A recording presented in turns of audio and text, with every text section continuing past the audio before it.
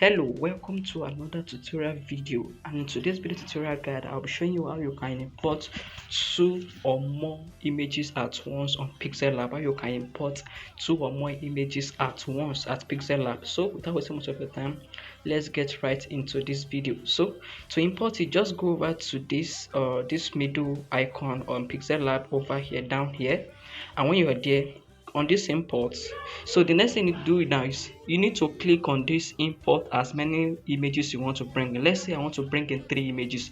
I will click on it 3 times repeatedly, non-stop, 3 times, 1 2 3.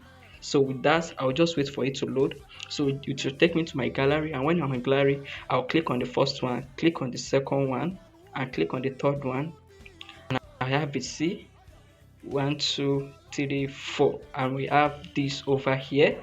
And let's say you want to bring in another image, you want to bring it up to 5, you want to bring like 5 images at once. So okay, let me go back again.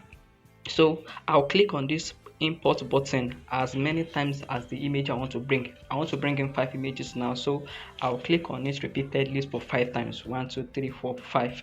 So I'll just wait for it. It will take me straight to my gallery, and I will select them, 1 2 3 4.